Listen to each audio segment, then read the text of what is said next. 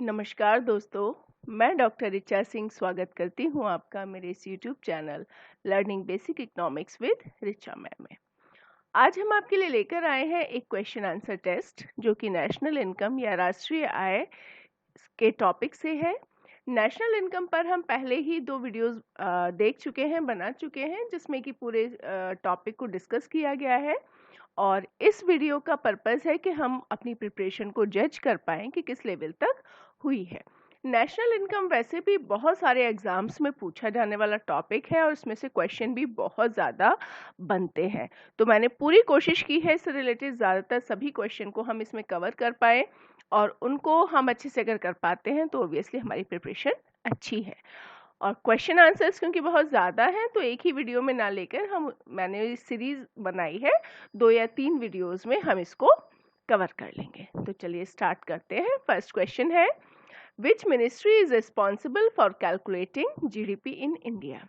भारत में जीडीपी की कैलकुलेशन कौन सा मंत्रालय कराता है?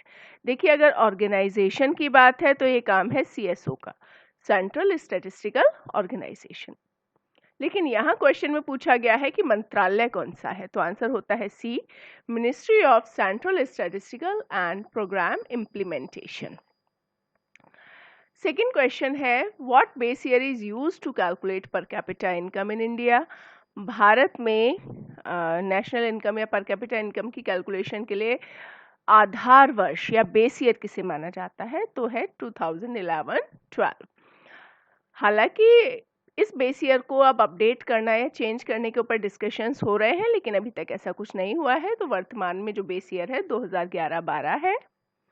थर्ड है, which state of India currently has the highest पर कैपिटा इनकम? भारत में सबसे ज्यादा प्रति व्यक्ति आय किस राज्य में है? तो देखकर सबसे पहले हमारे दिमाग में दिल्ली आता है, पर नहीं, आंसर इसका दिल्ली नहीं है, इसका आंसर है Goa. At present, how much is India's per capita income based on market price? तो मार्केट प्राइस के हिसाब से भारत की जो नेशनल इनकम है वो है ऑप्शन डी 103,007, यानी कि 1 लाख से थोड़ी सी ज़्यादा है। और ये जो हमने डेटा लिया है ये थोड़ा सा पहले का है जो अवेलेबल मुझे मिला, based on the data for January 2016-17। तो ऑब्वियसली ये मान के चलिए इससे ज़्यादा ही है। How much does the primary sector contribute to India's GDP? Primary sector जो कि प्रकृति पर आधारित है, जैसे कृषि हो गया, मत्स्य पालन हो गया, खान हो गया, जो माइंस होती हैं, तो इस प्राइमरी सेक्टर का भारत की इकोनॉमी में जो कंट्रीब्यूशन है लगभग 20% है। 20% एग्जैक्ट नहीं है, एग्जैक्ट अगर हम देखें तो ये है 19.83%, लेकिन जो ऑप्शंस में है वो सबसे ज़्यादा नियरेस्ट 20% है, तो हम उसी को ले लेते हैं। नेक्स्ट है, which sector contributes the most to India's economy? किस सेक्टर से भारत की अर्थव्यवस्था को सबसे ज़्यादा आय प्राप्त होती है? तो वो है हमारा सर्विस सेक्टर, जिसको कि टर्शियरी सेक्टर भी कहा जाता है। वर्तमान में सबसे ज़्यादा कंट्रीब्यूशन अगर दे रहा है तो वो सर्विस सेक्टर है, सेकंड नंबर पे फिर मैन्युफैक्चरिंग सेक्टर है, और थर्ड नंबर पर हमारा फिर प्राइमरी सेक्टर आ जाता है, जिसमें मेन एग्रीकल्चरल सेक्टर ही है। देखिए यहाँ पे जो सर्विस सेक्टर है उसका कंट्रीब्यूशन है 60%। 60% हालांकि एग्जैक्ट नहीं है, एग्जैक्ट यहाँ पर अगर हम देखें तो लगभग 53% के आसपास होता है। If the contribution of the agricultural sector is decreasing in the country's economy, then what conclusion can be drawn? अगर किसी भी कंट्री में जो कृषि क्षेत्र है उसका योगदान घटने लगता है तो उसका क्या मतलब है या उससे क्या निष्कर्ष निकलता है? देखिए, जो यहाँ पर बात हो रही है एग्रीकल्चरल प्रोडक्शन के कम होने की बात नहीं हो रही है, उसका परसेंटेज कम होने की बात हो रही है, और इसका मतलब है कि कंपैरेटिवली दूसरे सेक्टर्स ज़्यादा ग्रो कर रहे हैं। एग्रीकल्चरल सेक्टर भी कर रहा है लेकिन बहुत धीरे कर रहा है, या जितना प्रोडक्शन है उस पर लगभग स्थिर है, लेकिन कंपैरेटिवली दूसरे जो सेक्टर्स हैं वो तेजी से ग्रो कर रहे हैं। तो जो परसेंटेज है नेशनल इनकम में एग्रीकल्चरल सेक्टर का वो अपने आप कम होता चला जाएगा। तो यहाँ पर अगर हम देखें तो हमारा आंसर निकलता है the country is growing in the direction of being a developed nation. अगर एग्रीकल्चरल सेक्टर का परसेंटेज या कंट्रीब्यूशन घट रहा है उसका मतलब है प्रोडक्शन सेक्टर और टर्शियरी सेक्टर तेजी से आगे बढ़ रहे हैं। व्हाट परसेंटेज ऑफ इंडियंस पे इनकम टैक्स? कितने प्रतिशत लोग इनकम टैक्स पे करते हैं भारत में? तो ये परसेंटेज बहुत कम है, only 3%, which is not added in the calculation of national income of India। देखिए ये जो दिए गए पॉइंट्स हैं उसमें से the value of goods and services, भाई ये तो बहुत ज़रूरी है, यही तो होता है नेशनल इनकम, तो ये तो ऐड की जाएगी। the sold value of the old fridge, पुराना फ्रिज की जो कीमत है। देखिए जो पुराना फ्रिज लोग खरीद रहे हैं उसका डॉक्यूमेंटेशन नहीं कर रहे हैं अगर, और वो आपस में एक दूसरे से खरीद रहे हैं, तो नेशनल इनकम से उसका कोई मतलब नहीं है। सर्विसेज रेंडर्ड बाय द हाउसवाइफ्स जो अपनी सर्विस प्रोवाइड कर रही हैं, तो ऑब्वियसली बदले में ना उन्हें कोई पैसा मिल रहा है और ना ही उसका कोई लेखा जोखा है, तो ये भी इंक्लूड नहीं होगा। तो आंसर यहाँ पर हमारा हो जाएगा option option D, both B and C दोनों ही इंक्लूड नहीं होंगे। नेक्स्ट क्वेश्चन आता है which Indian state gives highest income tax collection to the government of India? किस स्टेट से आता है? महाराष्ट्र से सबसे ज़्यादा टैक्स भारत सरकार के पास जाता है, इनकम टैक्स।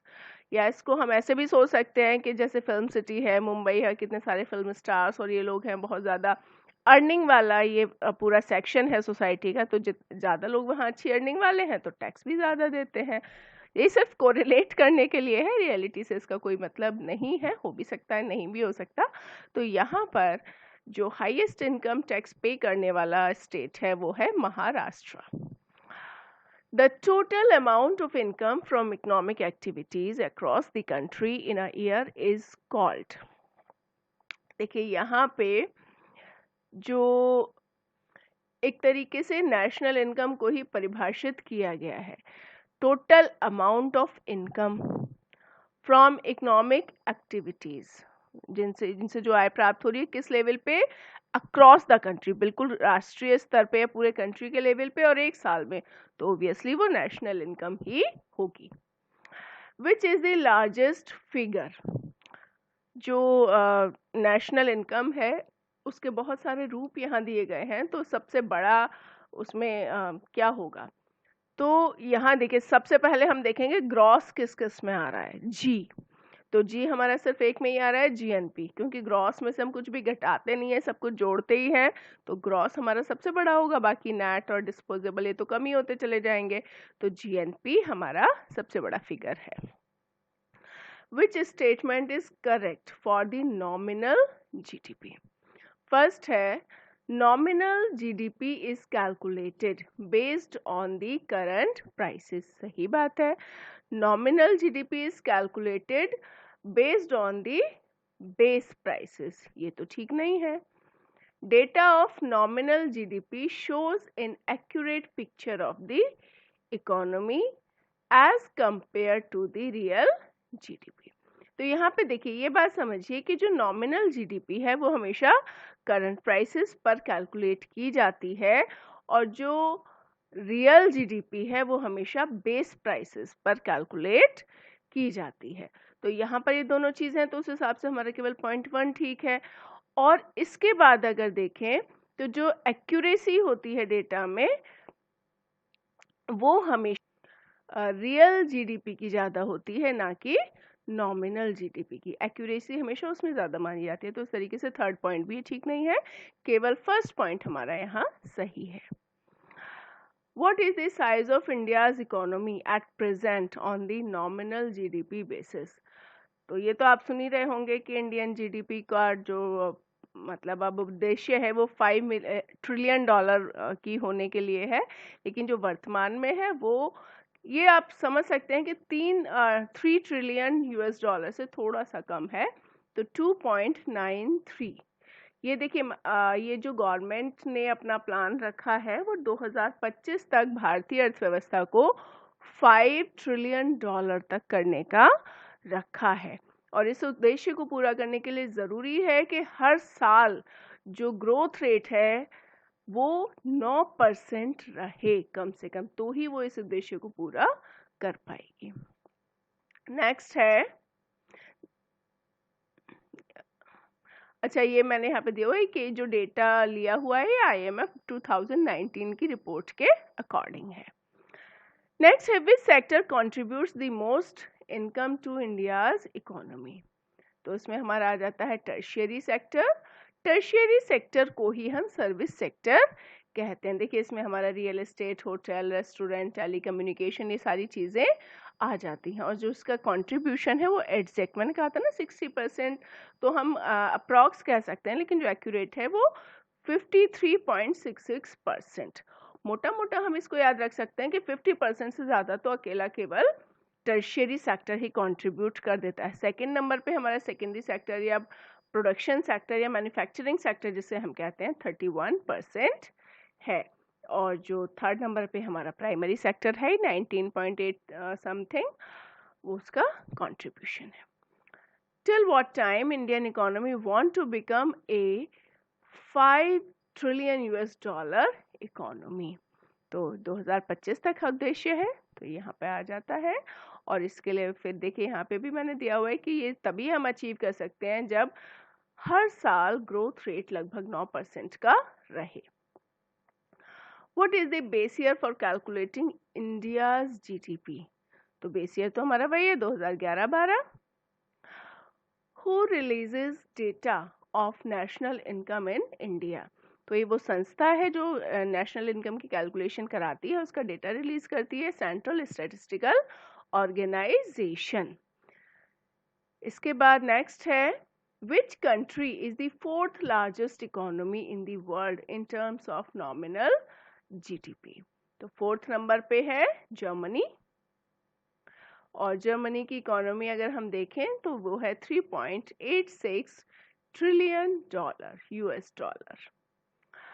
नेक्स्ट है, the value of which work is added in the calculation of GDP? देखते हैं, हाउसवाइफ्स वर्क। हाउसवाइफ्स का जो काम होता है वो आर्थिक नहीं होता, उसके लिए उन्हें कोई पैसा नहीं मिलता, तो ये कैलकुलेट नहीं हो सकता।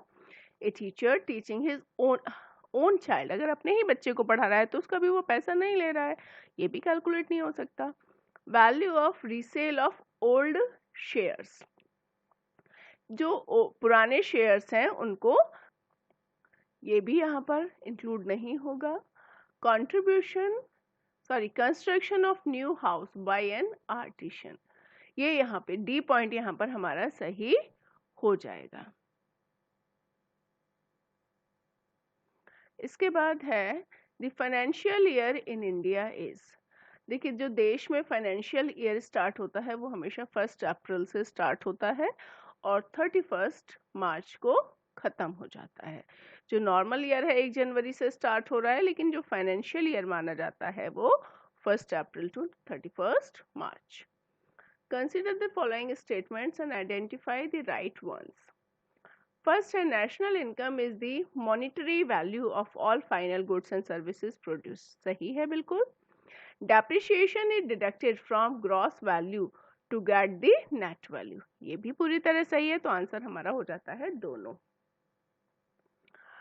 नेक्स्ट आ गया, consider the following statements and identify the right ones. While calculating GDP, income generated by foreigners in a country is taken into consideration. देखिए, जब हम जीडीपी की बात कर रहे हैं, ग्रॉस डोमेस्टिक प्रोडक्ट की बात कर रहे हैं, तो डोमेस्टिक का मतलब है with in the territories of a country या बाउंड्रीज ऑफ अ कंट्री। उस बाउंड्री के अंदर कोई भी प्रोडक्शन करे, चाहे उस देश का हो या किसी और देश का हो, वो सब जीडीपी में कैलकुलेट होगा। लेकिन बाउंड्री से बाहर प्रोडक्शन अगर हो रहा है, किसी दूसरे देश में प्रोडक्शन हो रहा है, तो चाहे वो इंडियन कर रहा है या कोई और कंट्री का पर्सन कर रहा है, वो कभी भी इंक्लूड नहीं होगा। तो जीडीपी की अगर हम बात करें तो income generated by foreigners, foreigner है लेकिन प्रोडक्शन तो हमारे देश में कर रहा है ना, तो ऑब्वियसली वो इंक्लूड होगा, तो ये सही है। और सेकंड है while calculating GDP, income generated by nationals of a country outside. Outside का मतलब है वो बाउंड्री से बाहर रह के प्रोडक्शन कर रहा है, तो वो कभी भी इंक्लूड नहीं होगा। तो सेकंड पॉइंट हमारा गलत है, केवल फर्स्ट पॉइंट सही है। नेक्स्ट है the net value of GDP after deducting depreciation from GDP is. GDP यानी कि ग्रॉस डोमेस्टिक प्रोडक्ट में से हम डेप्रिसिएशन को घटा देते हैं, तो सिर्फ ग्रॉस की जगह नेट हो जाएगा, बाकी सब कुछ हमारा वही रहेगा। तो जीडीपी से एनडीपी हमारा यहाँ पर बन जाएगा, net domestic product. Last question है आज का हमारा, consider the following statements and identify the right ones. While calculating GNP, यहाँ हम बात कर रहे हैं ग्रॉस नेशनल प्रोडक्ट। देखिए, जीडीपी में डोमेस्टिक था, जीएनपी में नेशनल है। अब नेशनल से हमें अब कंट्री की बाउंड्री से मतलब नहीं है, नेशनल वर्ड आ गया तो नेशन से मतलब है।